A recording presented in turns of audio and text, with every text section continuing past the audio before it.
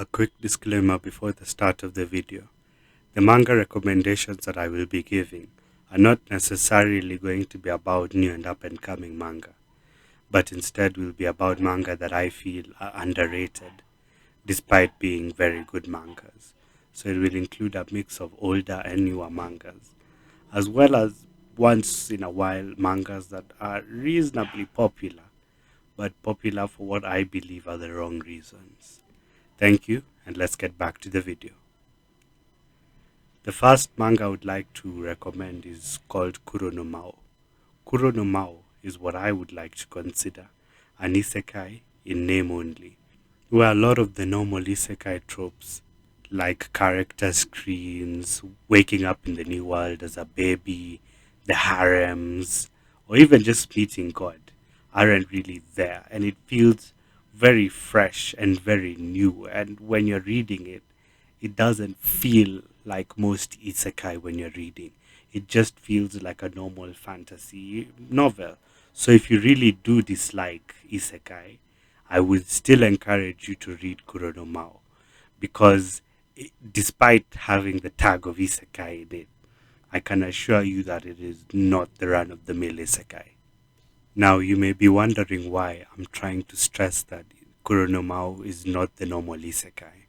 Well, that's kind of because the starting is extremely standard when it comes to isekai startings.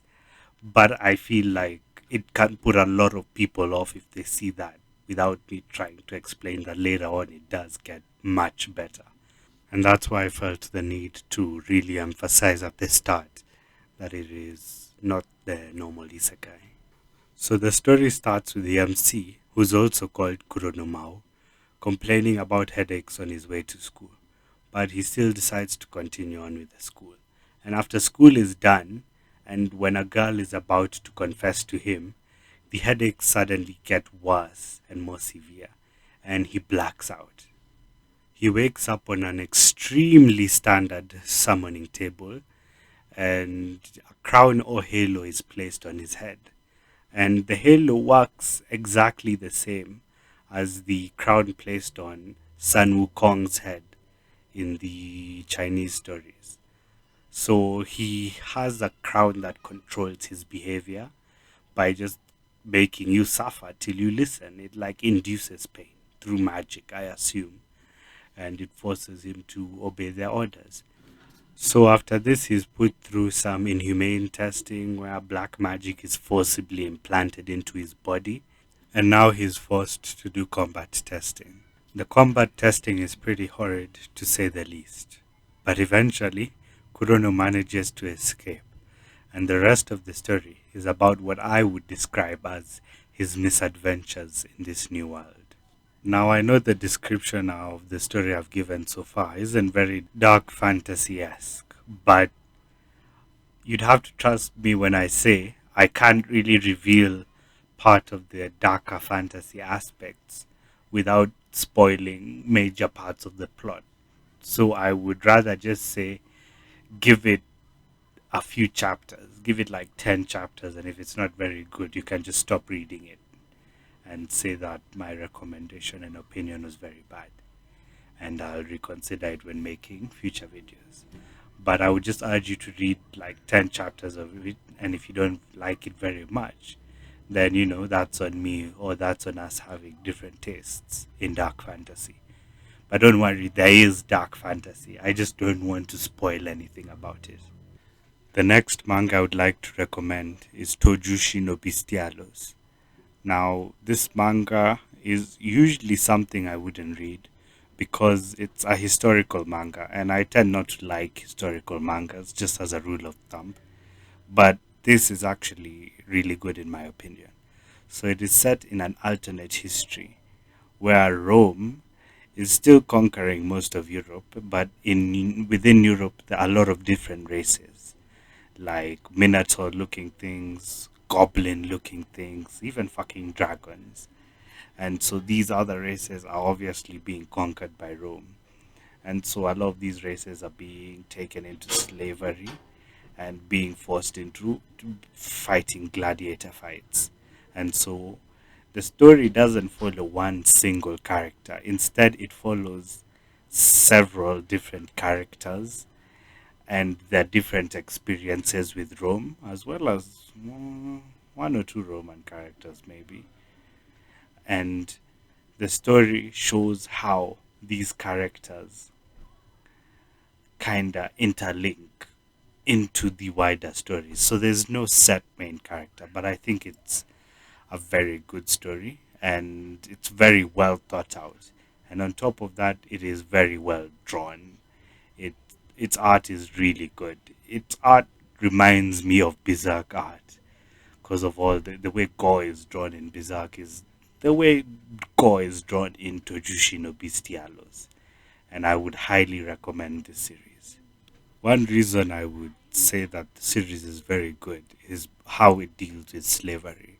Now, if you've watched anime for any amount of time, you know anime always fucking messes up slavery. It always does it in some sort of, it manages to sexualize it in some sort of way. It's always, oh, I bought a slave, but I'm kind to the slave, so it's ethical. And oh, look, a romance is blooming. But no, no, no, not because they're my slave, but because we have feelings for each other and I'm kind to them. And it's always like, brah, like, especially isekais, where you go into a new world and guys don't even question slavery. It's just these MCs coming to the new world and saying, oh, they're slaves. It must be this world's culture.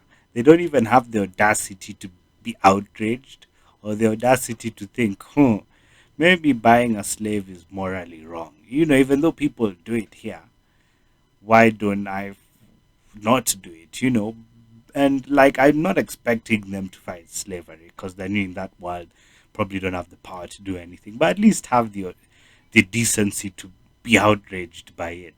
And it really bugs me, but not with Tojushi no Beastialos.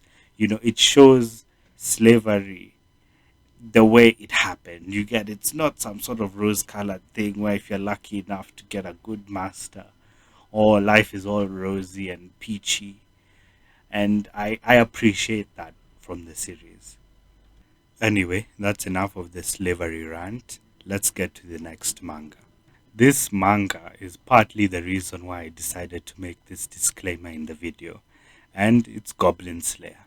Now, in my opinion, Goblin Slayer did go viral and is pretty well known, but I feel like it's well known for the wrong reasons. It's well known because of how the controversy that was created by the first episode, and not really because of the series being a really good series. Now, the strength of Goblin Slayer, in my opinion, is the way Goblin Slayer uses strategy in battle. I think that's the biggest reason I love reading Goblin Slayer because it is genuinely smart and innovative in a medium, which is manga, where a lot of the time it's just power ups. But Goblin Slayer is very good at setting things up and setting up whether it's plans, whether it's traps, whether it's weapons, whether it's gears. You know, it's not something he pulls out of his ass.